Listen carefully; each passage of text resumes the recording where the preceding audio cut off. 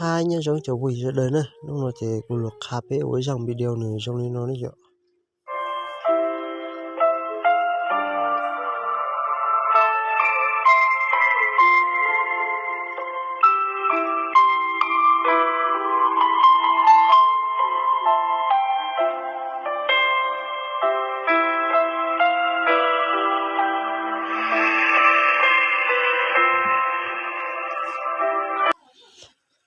Unda yo oi yang video le de jene mong kwai yang video trong này nó này.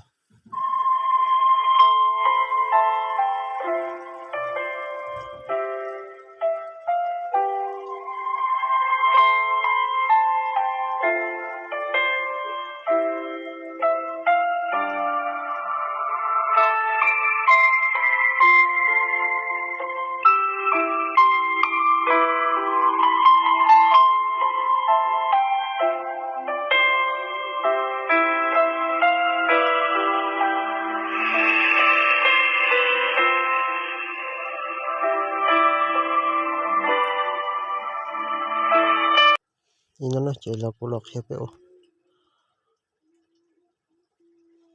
Đây này yo tao chỉ này chỗ mua lưu ứng dụng là lưu án này nó này. Chỉ lưu án này nó chỉ này chỉ tao bao chỉ tải lúc nó chỉ có mua tròn để bình luôn này, nên mua nó bình luôn này mua tải lưu án này nó này. Chỉ bên mua lưu án nào.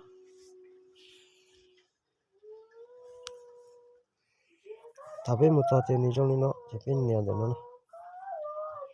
Trên này nó biết cho biết nó khung hình video này. Để có điều video chọn này này. Cho nên nó cho nên nền để nó được có phương tiện này. Thì chọn ra video như con này quay nữa này.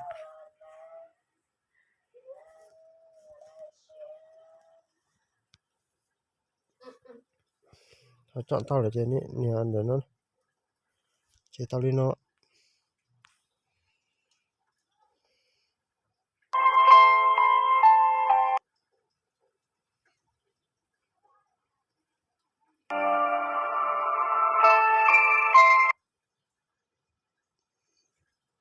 Thật sao con này nó chỉ nên thay cho đốt này, nhà cho con này nó chỉ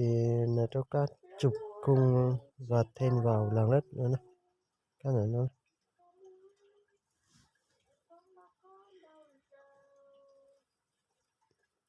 chỉ ngủ các nó thông tới tàu,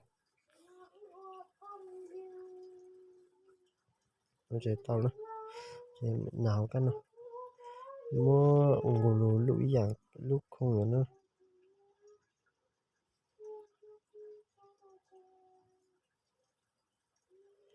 Nó chỉ nào cái nó chỉ vào ra có này nó này, căn này nó độ mềm nó này chỉ mình ô căn nó cho họ số 50 xuống này 50% nên nó sẽ chế taoเลยnày.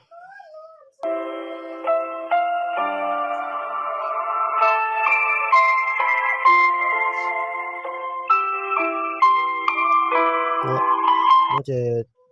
tủ đôi nhá nó này của chiếc tranh này, chiếc tranh chỉ mình ra của chiếc tranh này để mình vào mình thoát ra tầm hình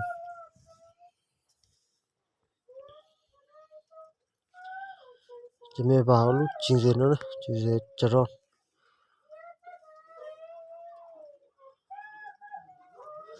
chỉ mình tìm kiếm sau nó này mình tìm kiếm nó này đi move chấm chấm bg nó này nên nó tìm kiếm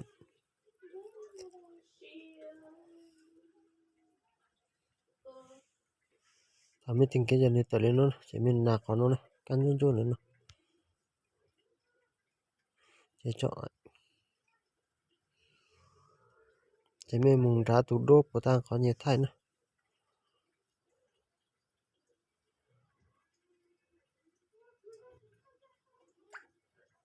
chỉ do tủ nữa nào tủ đốt nó này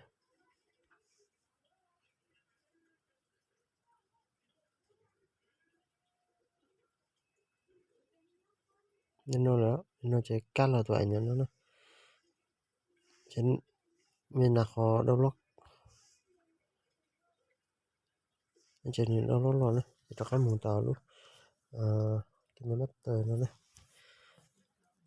chế mình gồ lụt xuống những cái này nó này chế cho con nào có lết nữa này trên nhà có phương tiện này luôn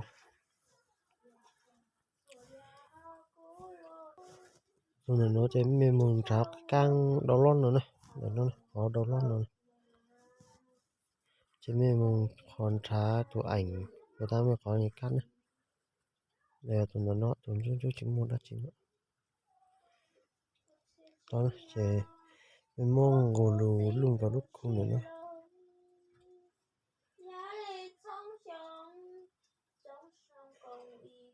nên nó chế mình mong gồ mình tin cao tàu nên nó sẽ chế tàu rồi nè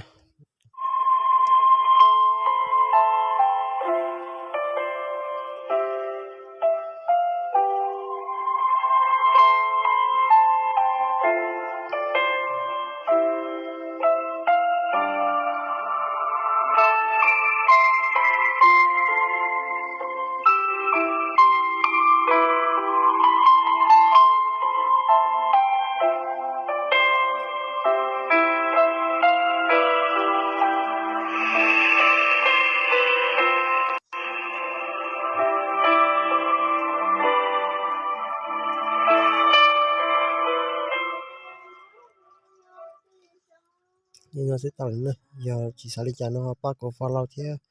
lại thế này ôi trời ta